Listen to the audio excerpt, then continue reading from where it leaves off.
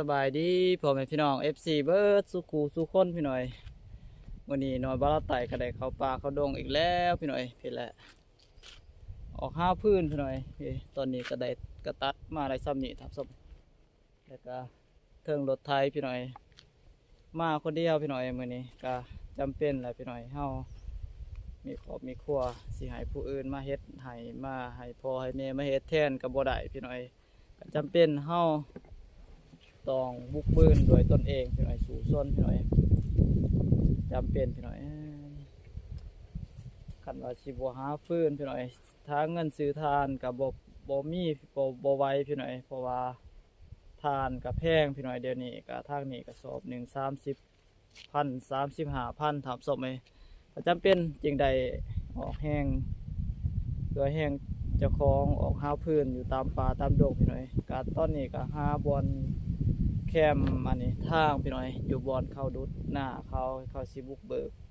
ทำการผลิตอ้อยทำส้มไหมหรือว่าปลูกอ้อยทำส้มไหมเฮาก็จะเป็นญาติโอกาส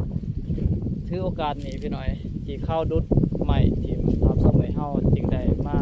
ตัดเอาเฮ็ดมาเฮ็ดพื้นทำส้มไหมเมื่อให้พี่หน่อยชีวิตเฮาบ่มีอาชีพที่แน่นอนบ่มีอาชีพที่มั่นคงทำส้มไหมจำเป็นบุกเบิกตัวบุกบืนสู่ส้นพี่หน่อยหาเช้ากินค่ำทำส้มไหมหาอยู่หากินหาพื้นหาสร้างพี่หน่อยเพื่อมาดังไฟดังพื้นหุงข้าวหุงน้ำเฮ็ดอยู่เฮ็ดกินพี่หน่อยถ้าว่าอาศัย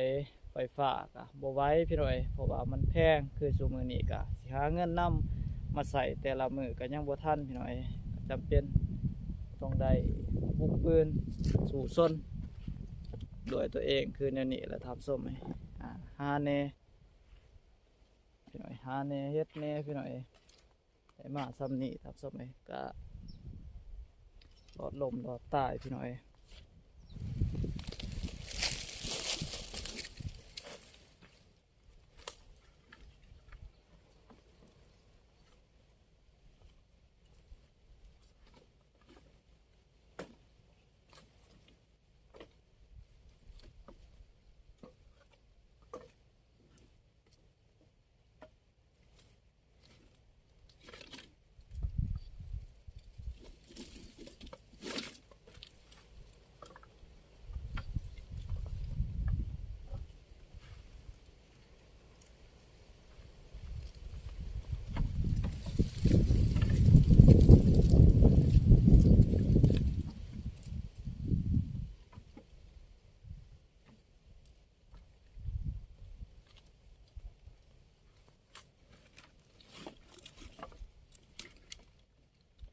เอาผมมีเวียกมีงานที่แน่นอนคือเขาพี่น้องก็จำเป็น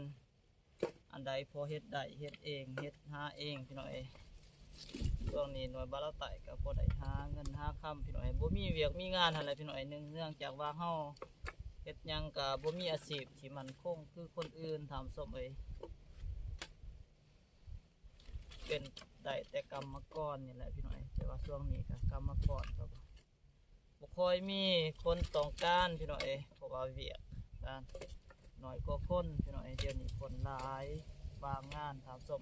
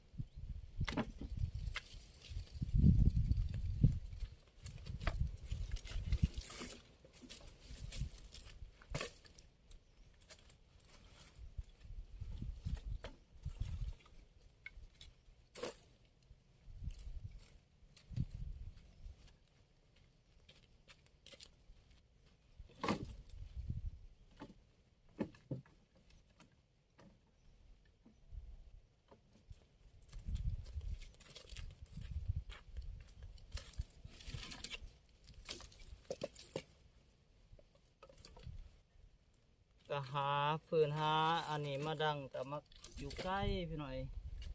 มอเดียวนี้บ่มีแล้วพี่น้อยป่าดงพงไผ่มันก็เบิดพี่น้อยอันนี้ก็ปีหน้าปีนึงก็หาบ่มีเลยพี่น้อย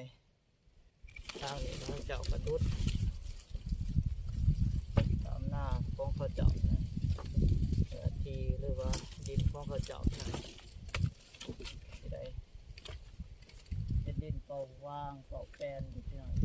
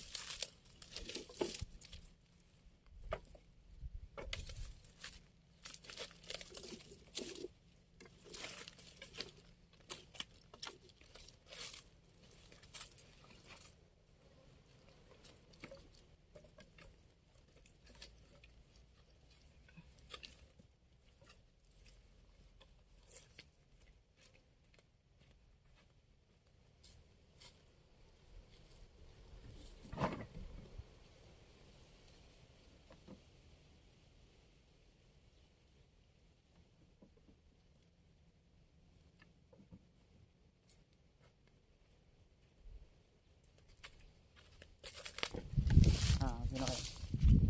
ตอนนี้ก็เอาขึ้นมาได้ประมาณนี้พี่น้อยก็ยังบ่พอพี่น้อยยังบ่ทันเต็มรถพี่น้อยจักหน่อยก็สิได้ออกไปตัดใหม่พี่น้อยก็สิหาตัดเติมพี่น้อยเพื่อให้มันเต็มแล้วก็สิได้เมื่อกลับบ้านครับซ่อมไปก็ได้มาหลายเติมพี่น้อยแต่อยู่ทางพื้นนี่ก็มีแต่ไม้ใหญ่ๆพี่น้อยว่าเฮาอันนั้นเอาไม้ใหญ่แน่เพื่อมาดังไม้โตมันตายแล้วทำซ่อมไป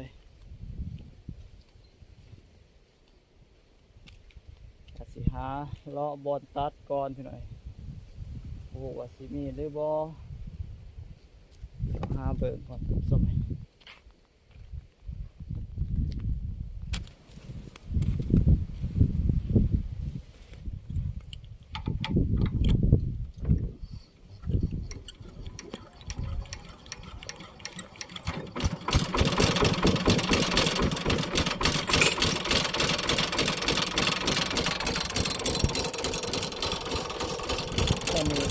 ถอยรถไปเอาพื้นอยู่ทางนั้นพี่น้อยนี่แล้วพี่น้อยมาเอาทางนี้ต่อพี่น้อยตอนนี้ก็มาบ่หลายทางผม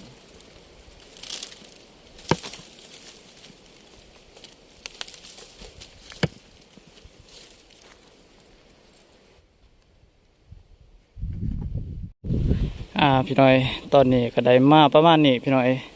เอาไว้บ่เป็นระบบระเบียบปานใดทำศพก็ต้องขอโทษขออภัยพี่น้อยเพราะว่าไหมมันบ่ซื่อทำศพพี่แหละได้มาประมาณนี้บ่เต็มปานใดพี่น้อยย่านมันเหียอันนี้บ่ฮู้ว่ามันสิเหียฮอดใส่ทำศพนี่แหละ